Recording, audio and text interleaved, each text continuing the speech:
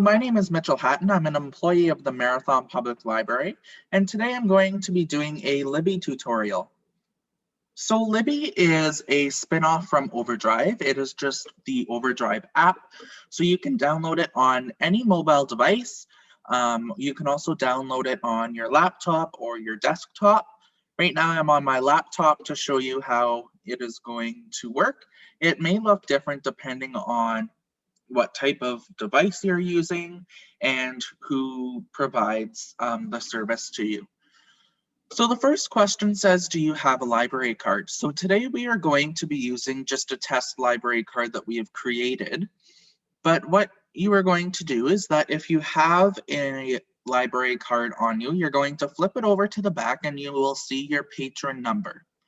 If you do not have a library card, please call the library at 229-0740, and we will be able to give you the card number that is associated with your account. If you do not have a library card with the Marathon Public Library, please call us at 229-0740, or you can go to our website at marathon.olsn.ca. And we have a form on there to sign up for a library card, and we will contact you once it is ready for pickup. So what I'm going to do is I'm going to click yes, and I'm going to search for a library. So I'm going to type in the library name, so Marathon, and then as soon as I type in Marathon, every library comes up with the word Marathon in it.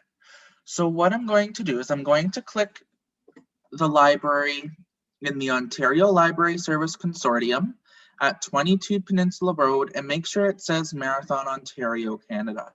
Because if you choose the wrong library, then you will be having troubles with your patron number because you're not a member of their library. So what I'm going to do is I am going to click on Marathon Public Library and I'm going to add my card number. So every card has the same starting numbers. So it is 2074 and then 6 zeros. So 1, 2, 3, 4, 5, 6. And then the last 4 digits of each card is unique to the patron. So I'm going to put in the number here that is for this card, and I'm going to click sign in. And then what I'm going to do is I'm going to click on next once you see that your library card has been added. And then it brings you to the Libby home screen. So this is where you're going to see everything that is available. So you can see that there's a bunch of books that have just been added to the Overdrive website or the Libby app. You can scroll down, you can explore, you can choose whatever book you would like. So what I'm going to do first is we're going to go to preferences. Now here you can sort what books you see on Libby. You can do any language, you can choose what type of book for which age, you can choose the format of either an ebook or an audiobook, the availability, whatever you would like. You can really cater what shows up on your screen. So what I'm going to do is I'm going to go to Explore, and we're going to see what's available. And I'm going to click on all available titles.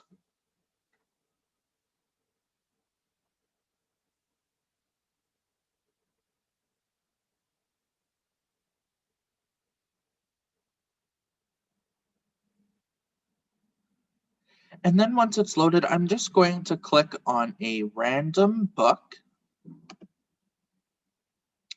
And what I'm going to do is I'm going to click Borrow.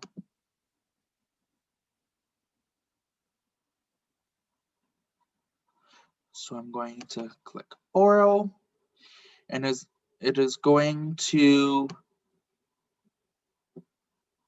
show me I am now borrowing Becoming for 7 days, and I'm going to click Borrow to confirm. And what it's going to do here is it's showing me a download bar. So the book is now downloading onto my laptop automatically because it is easier to come onto Libby and just start reading when you are offline, and it's more accessible. So this will happen on any mobile device or any device you have Libby on. It will automatically download. And then you have an option here if you would like them to tell you when your loan is due, so you can manage, disable, or not now. So what I'm going to do is I'm going to go back and I'm going to click on my shelf, which is down here at the bottom. Now, when I click on my shelf, you can see I'm going to go to loans, and you can see that I have 2 books that are out at the moment. So what I'm going to do is I'm going to open my book, and it's going to load. And then once it opens, your book will open on the page where you left off last time you closed off the app. It will also have multiple options to change the font size, the text, the background of the pages. You can change the color of the text. And you can also place bookmarks on your book. So if you're reading and you find something very interesting, or you're just nervous that something's going to mess up and it's not going to save your place, you can place bookmarks as well. So what I did there is I just at the top, whoops.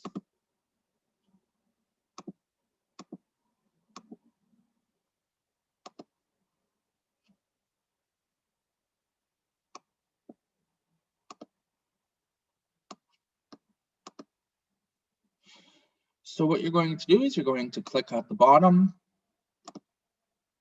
You're going to click up here to the 3 dots. And then you can choose if you would like 1 page per screen, 2 pages. You can search within the book if you're looking for a specific chapter or a specific word, and you can change your appearance. So that's what I was talking about with the text scale. So you can make it bigger, you can make it smaller, you can change the brightness, you can change the background. You can change all kinds of different things. And you can also look at the bookmarks and the highlights. So you can see that I have read 0% of the book because I'm just starting, and I'm going to click hide. And then you can click to the side and it will flip through the book, every page of the book, and it's nice and big so you can read it. You can also click on the chapters that are here and it will bring you directly to the chapter page where it starts off. So what I'm going to do is I'm just going to exit right now and I'm going to go back. And what I'm going to do is I'm going to click on Manage Loan. And I'm going to click on Return Early. And I'm going to confirm my return by clicking the button. And it gives you an alert up here. It says you have returned Becoming to Ontario Library Service Consortium. So I'm going to go back to my shelf, and as you can see here, I have an audio book. And I'm going to go back just to show you how to check out an audiobook. It is just like checking out a normal book.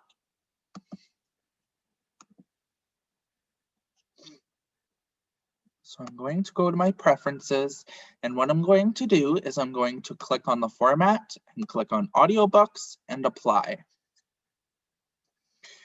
So I'm going to click on this audiobook here, and it gives you a little quick overview on the left-hand side. It gives you the big description in the middle, and then it gives you these 3 little things on the right-hand side with the cover of the book. So you can play a sample just to see if you're going to like the book or not, or you can just click borrow right away, and I'm going to confirm it, and I'm going to have it for 14 days. So once again, the audiobook's going to start downloading, and once it's done, you will be able to access it. Now keep in mind, the speed of Libby and Overdrive depends on your internet provider. So if you're having any troubles, please contact your internet provider, or you can unplug your modem and plug it back in, or you can close the website or the app and go back in and try again.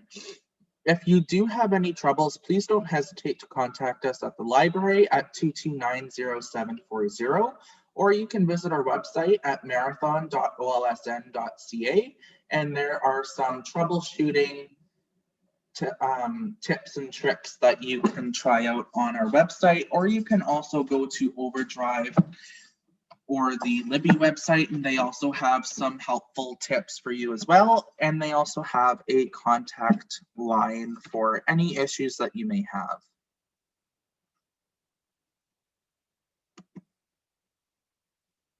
So once this opens up, you will see it has a bunch of different options. You can change the speed at which the book is read to you. You can change what chapter you're on. You can skip ahead or go backwards. You can insert bookmarks. It's the same layout as the ebook itself. So what I'm going to do is I'm going to go hand it back in. So I'm going to click Shelf, Manage Loan, and Return Early. And I'm going to confirm. And it says it has been confirmed. So I'm going to go back to my shelf, and hopefully this audiobook will work for us.